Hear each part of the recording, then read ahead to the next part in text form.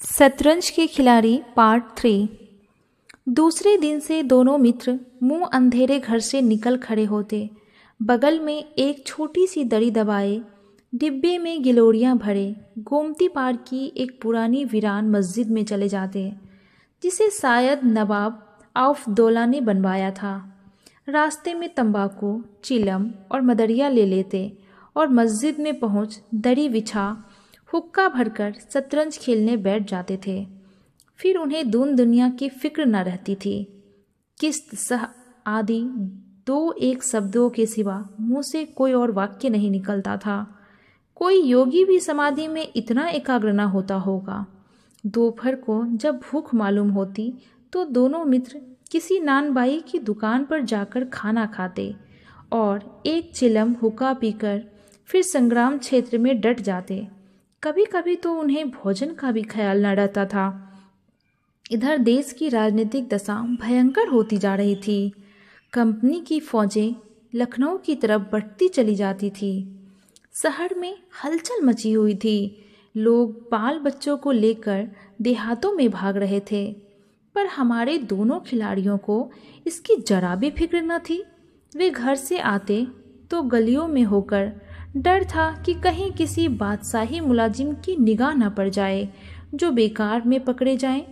हजारों रुपए सालाना की जागीर मुफ्त में ही हजम करना चाहते थे।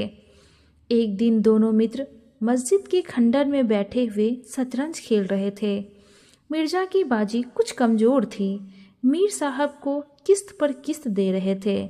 इतने में कंपनी के सैनिक आते हुए दिखाई दिए। यह गौड़ों की फौज थी जो लखनऊ पर अधिकार जमाने के लिए आ रही थी।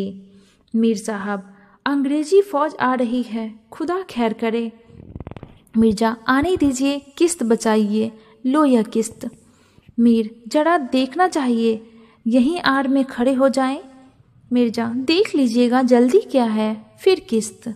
मीर, तोपखाना भी है, कोई 5,000 आदमी होंगे, कैसे कैसे जवान हैं, लाल बंदरों के से मुंह हैं, सूरत देखकर खौफ मालूम होता है।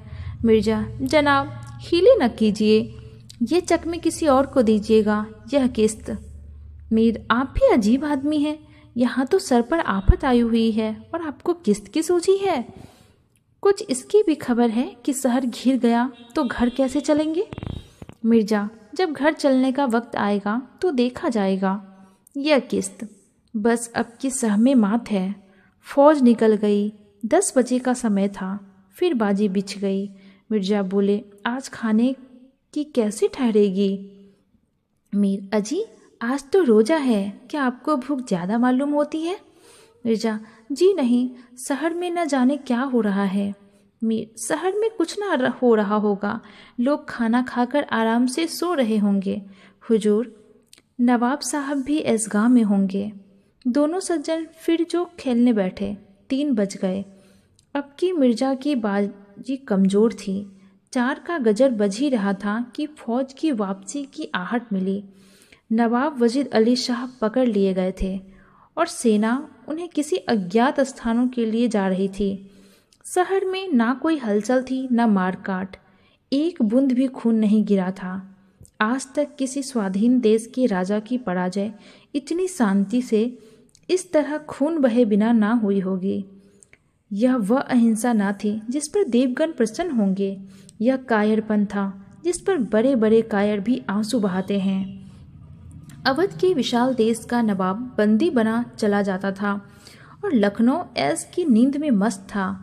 यह राजनीतिक अधःपतन की चरम सीमा थी। मिर्जा ने कहा, हुजूर, नवाब साहब को जालिमों ने कैद कर लिया है। मीर, होगा, यह लीजिए सह। मिर्जा, जनाब जरा ठहरिए, इस वक्त इधर तबीयत ठीक नहीं लगती। बेचारे नवाब साहब इस वक्त खून के आंसू रो रहे होंगे।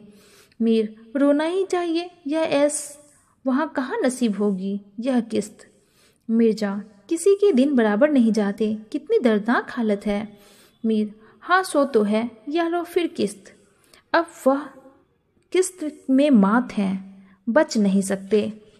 मिर्जा, खुदा की कसम आप बड़े बेदर्द हैं, इतना बड़ा हादसा देखकर भी आपको दुख नहीं होता। हाय गरीब वाजिद अली शाह, मीर, पहले पहले बादशाह को तो बचाइए, फिर नवाब का मातम कीजिएगा। यह किस्त और यह मात, लाना हाथ। बादशाह को लिए हुए सेना सामने से निकल गई।